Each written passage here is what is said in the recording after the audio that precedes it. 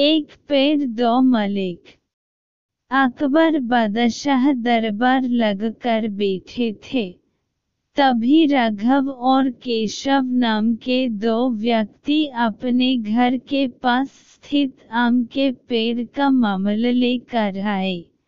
दोनों व्यक्तियों का कहना था कि वे ही आम के पेड़ के असल मालिक हैं, और दूसरा व्यक्ति झूठ बोल रहा है।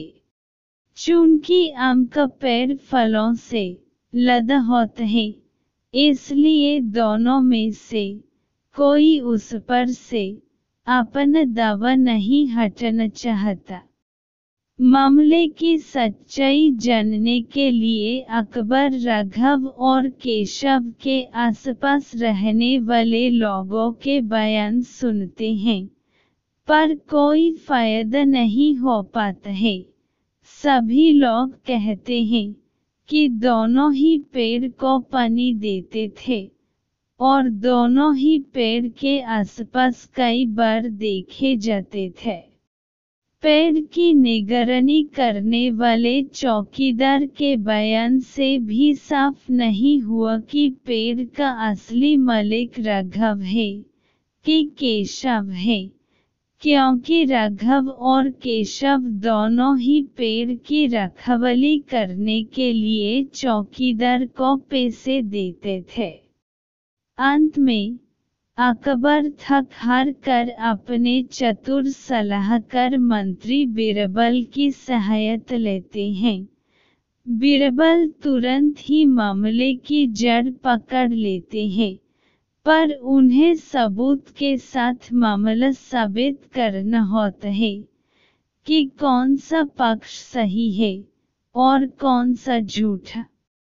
इसलिए वह एक नाटक रचते हैं। बीरबल आम के पेड़ की चौकीदारी करने वाले चौकीदार को एक रात अपने पास रोक लेते हैं। उसके बाद बीरबल उसी रात को अपने दो भरोसेमंद व्यक्तियों को अलग अलग राघव और केशव के घर झूठे समाचार के साथ भेज देते हैं, और समाचार देने के बाद छुपकर घर में होने वाली बातचीत सुनने का निर्देश देते हैं। केशव के घर पहुंचा व्यक्ति बताता है कि आम के पेड़ के पास कुछ अज्ञात व्यक्ति पके हुए आम चुराने की फिराक में है। आप जाकर देख लीजिए। यह खबर देते वक्त केशव घर पर नहीं होता है, पर केशव के घर आते ही उसकी पत्नी यह खबर केशव को सुनती है। केशव बोलता है, हाँ सुन लिया, अब खाने लगा। वैसे भी बादशाह के दरबार में अभी फैसला होने बाकी है, पता नहीं हमें मिलेगा कि नहीं, और खाली पेट चोरों से लड़ने की ताकत कहन से आएगी। वैसे भी चोरों के पास तो आजकल हथियार भी होते हैं। आदेश अनुसार झूठ समाचार पहुंचाने वाला व्यक्ति केशव की यह बात सुनकर बीरबल को बता देता है। राघव के घर पहुंचा व्यक्ति बताता है, आपके आम के पेड़ के पास कुछ अज्ञात व्यक्ति पके हुए आम चुराने की फिराक में है, आप जाकर देख लीजिएगा।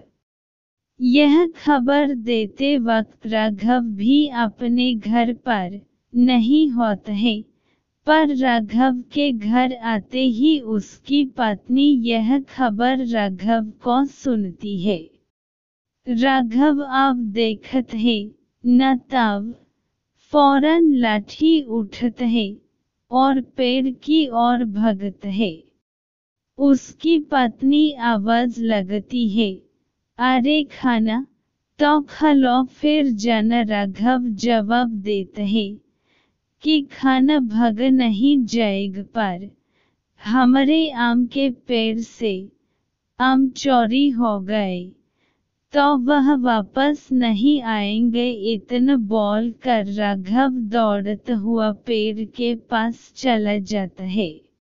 आदेश अनुसार झूठ समाचार पहुंचाने वाला व्यक्ति बीरबल को सारी बात बता देते हैं।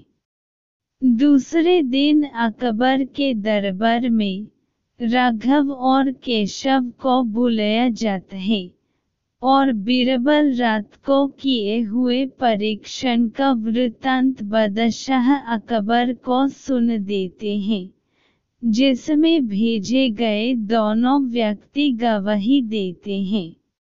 अकबर राघव को आम के पेड़ का मालिक घोषित करते हैं और केशव को पेड़ पर झूठ दावा करने के लिए कड़दंड देते हैं तथा मामले को बुद्धिपूर्वक चतुराई से सुलझने के लिए बीरबल की प्रशंसा करते हैं।